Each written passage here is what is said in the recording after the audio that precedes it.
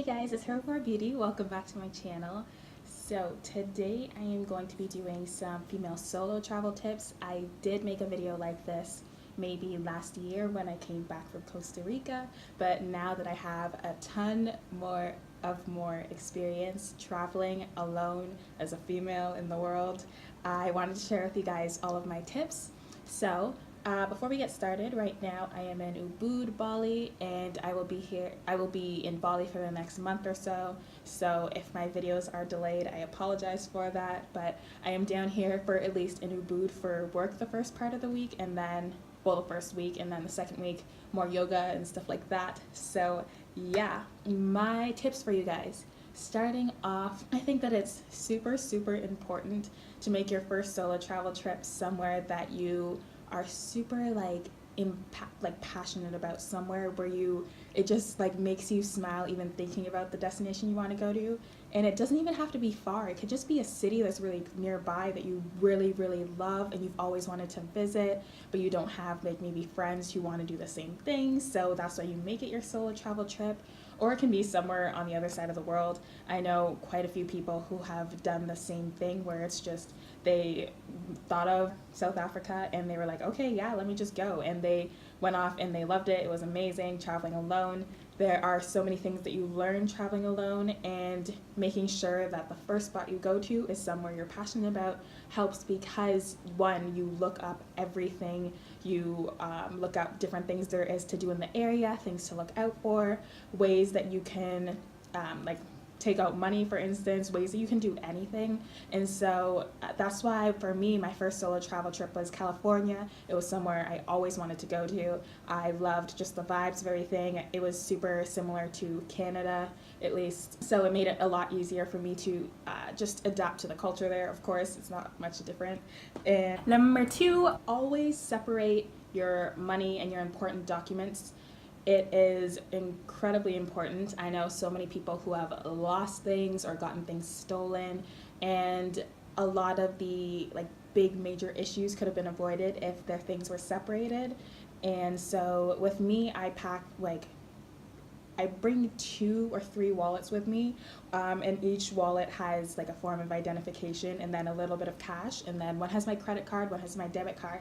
So that way, if I lose something or something is stolen from me, I'll always have a way for myself to say get my passport back, because I'll have a form of identification, or get some money because I'll have either my debit card or my credit card. So incredibly helpful and perfect for if you are planning on traveling for a really long period of time. You'll always have just a different methods in order for you to still survive if anything bad happens. My third tip is to pack light. I was never a light packer. I always wanted to pack everything in my closet, because what if there was a tornado and I needed all of my clothes or whatever it was? I just liked to contingency plan. And traveling, you never know what to expect. You can do your best to plan, but it doesn't always follow through.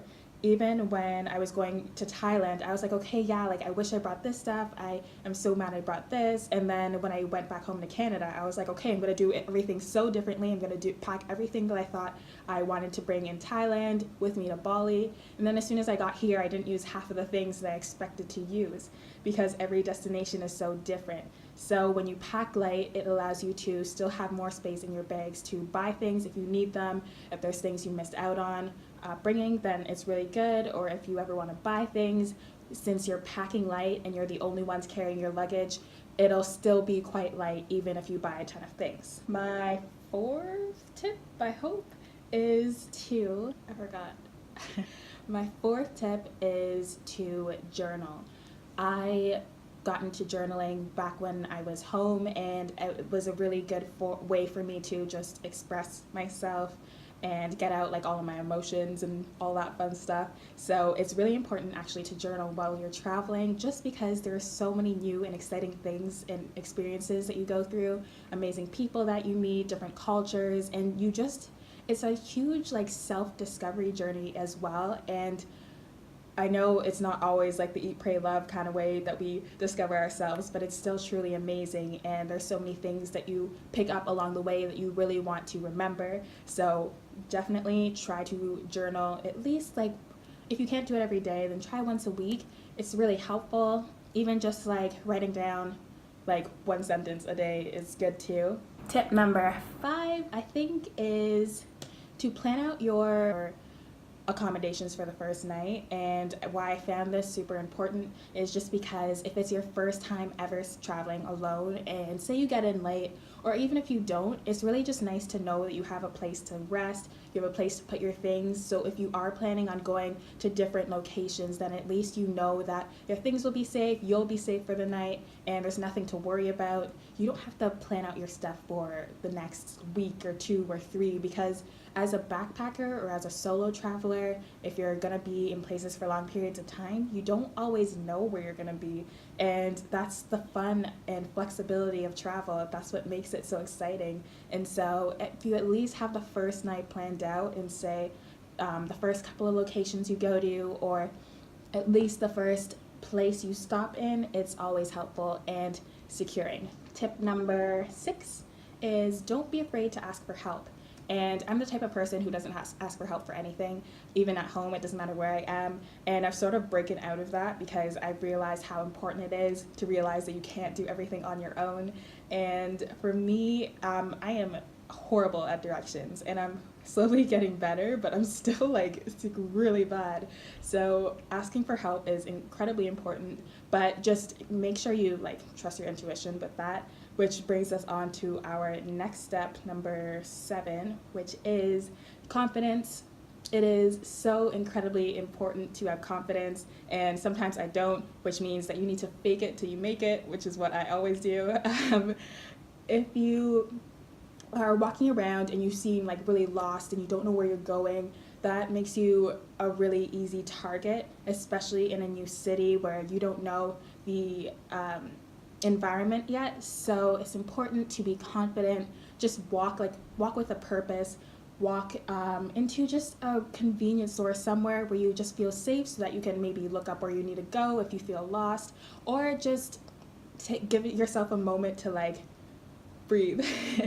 But it's really important to just do everything with confidence, because you know what you're doing. You've probably looked up this trip and have been excited about it for so long. There's no worries, even if there are. Just take a moment and have confidence in yourself. But one more topic that I did want to touch on, I guess for number 8, I'm thinking, is to just be aware of certain hostels as a female that you travel to. I haven't had any like dangerous issues, but staying in Bali, I was in a hostel with, it was just me and a bunch of guys.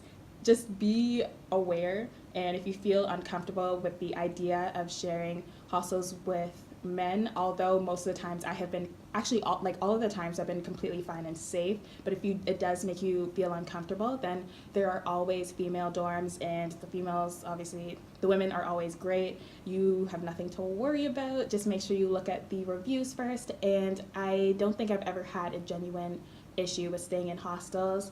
And if anybody ever like does something that makes you feel uncomfortable, you can just tell your hostel hosts, and they will like sort things out for you right away, like no troubles.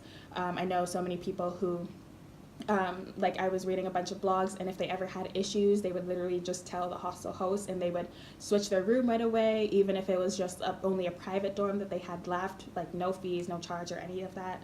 So those are my tips. I hope you all enjoyed this video. I hope it was helpful to any of you new female solo travelers, and I hope you guys all start traveling sometime very soon. It is the most amazing experience ever, and I can't wait to update you guys on this villa tour. I am in a villa for work, as I mentioned before, and it is the most beautiful thing ever. So stay tuned for that. Stay tuned for some yoga collabs coming soon. And I know I keep saying yoga is coming soon, but it's truthfully coming soon. Thank you all for watching, and make sure you like, comment, and subscribe to my channel, and I will see you all next time. Bye!